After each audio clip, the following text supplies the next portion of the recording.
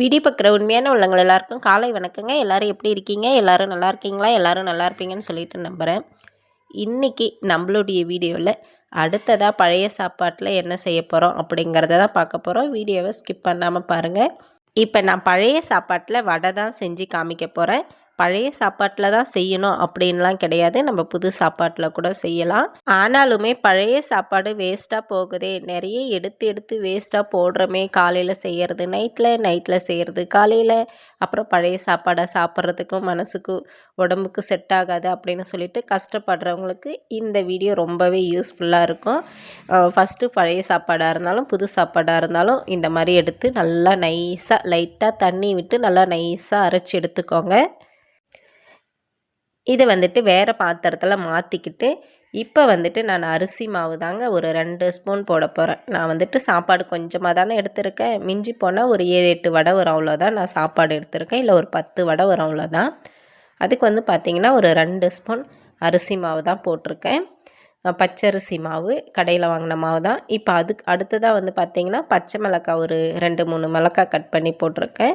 வெங்காயம் ஒரு 2 வெங்காயம் சிறுசாக நல்லா வதக்கி போடுவோம்லே, அந்த மாதிரி நல்லா சிறுசாக கட் பண்ணி போட்டிருக்கேன். அடுத்ததாக கொத்தமல்லி, புதினா தழை, கருவேப்பிலை இதெல்லாம் நல்லா சிறுவாக கட் பண்ணி போட்டுக்கிட்டேன். தேவையான அளவுக்கு உப்பு போட்டுக்கிட்டேன்.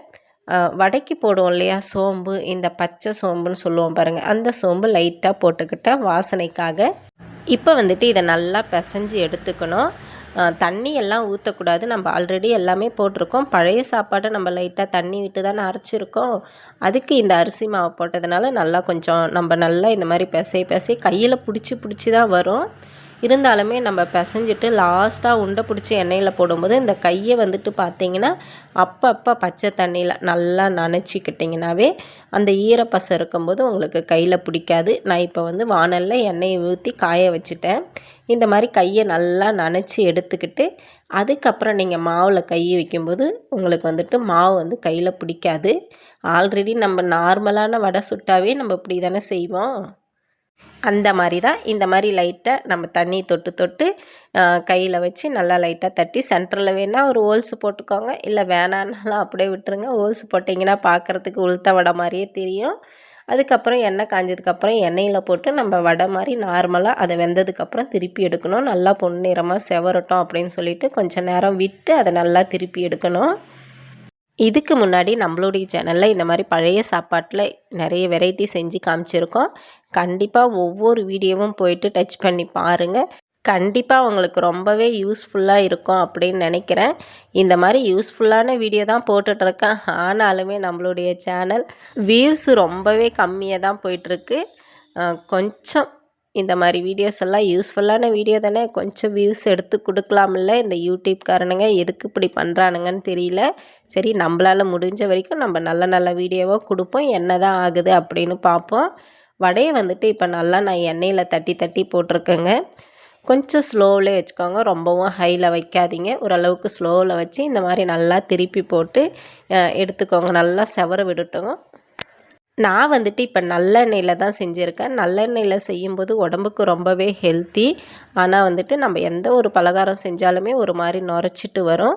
அதனால் அந்த நுரையை அடங்கிறதுக்காக தான் அந்த சைடில் ஒன்று கருப்பாக போட்டிருக்கேன் பாருங்கள், அது புளி. அந்த மாதிரி புளி போட்டோம்னா இந்த மாதிரி நுரைச்சி வர எண்ணெய் நுரைச்சி வராது, கொஞ்சம் அடங்கி கொடுக்கும்.